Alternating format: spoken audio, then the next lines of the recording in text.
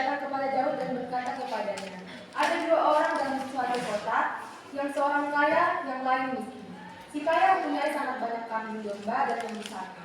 Si miskin tidak mempunyai apa-apa selain dari seekor anak domba betina yang kecil yang dibeli dan dipeliharanya. Anak domba itu menjadi besar padanya bersama-sama dengan anak-anaknya, makan dari suapnya dan minum dari pialanya dan tidur di pangkuannya seperti seorang anak perempuan baginya. Pada suatu waktu, orang kaya itu mendapat tamu dan dia merasa sayang mengambil seekor dari kambing domba atau lembunya untuk memasaknya bagi pengembara yang datang kepadanya.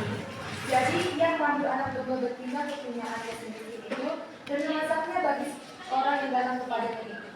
Lalu Daud menjadi sangat marah karena orang itu dan dia berkata kepada Nathan, demi Tuhan yang hidup, orang yang melakukan itu harus dihukum dan anak domba betina itu harus dibayar yang punya 4 kali lipat karena ia telah melakukan hal itu dan oleh karena ia tidak kenal belas kasihan. Kemudian berkatalah Nathan kepada Daud, engkaulah orang itu, beginilah firman Tuhan Allah Israel. Akulah orang yang mengurapi engkau menjadi raja atas Israel, dan akulah yang melepaskan engkau dari tangan Saul.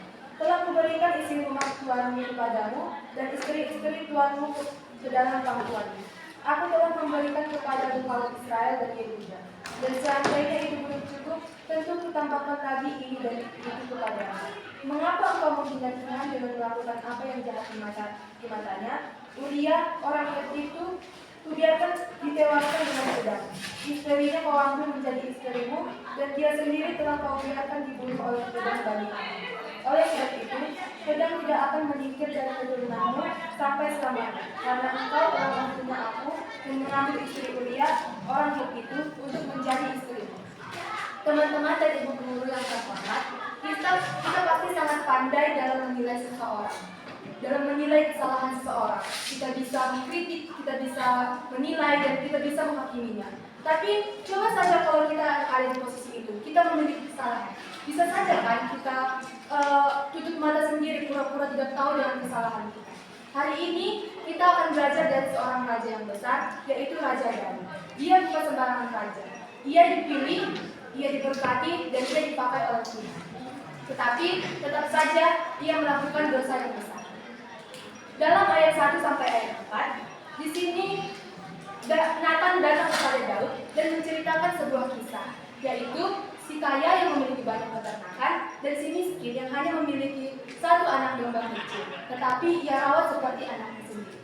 Lalu si kaya mengambil anak domba milik si miskin untuk menjadi tamunya. Lalu Daud marah. Dia mengatakan kalau orang itu pantas untuk dihukum mati. Teman-teman sekalian, lihatlah ironinya di sini. Daud marah atas ketidakadilan, padahal ia sendiri juga hidup dalam ketidakadilan. Sama seperti kita, pasti kita pernah seperti itu. Kita marah kepada orang yang curang, padahal kita sendiri juga suka menyontek. Kita marah pada orang yang berbohong, padahal kita sendiri juga tidak jujur.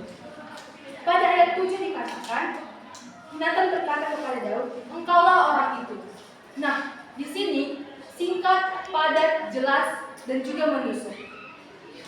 Bayangkan saja pada saat itu, Daud sebagai raja, orang yang berkuasa, dikatakan seperti itu. Bisa saja Daud pada saat itu langsung menghukum Nathan, tapi kesalahan tetaplah kesalahan. Walaupun kesalahan itu diucapkan langsung kepada orang yang paling berkuasa sekalipun. Di ayat 8 sampai 10, di sini Nathan menyampaikan pesan Tuhan bahwa Tuhan telah memberikan segalanya kepada Daud, dari kerajaan, kekuasaan, perlindungan, dan berkat kepada Daud, tetapi Daud tetap mengambil apa yang bukan miliknya. Di sini kita bisa belajar kalau dosa itu hadir bukan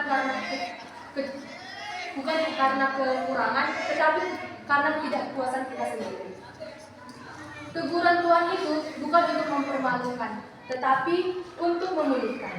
Kadang teguran itu menyakitkan, tapi itu tanda Tuhan masih peduli kepada kita.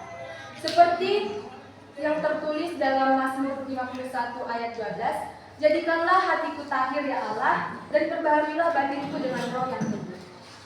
Setelah ayat ini sangat berhubungan dengan nats khotbah.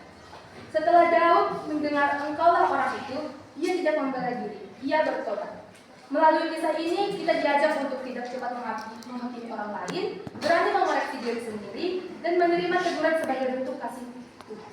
Mungkin hari ini Tuhan sedang berkata kepada kita, kalau kitalah orang itu.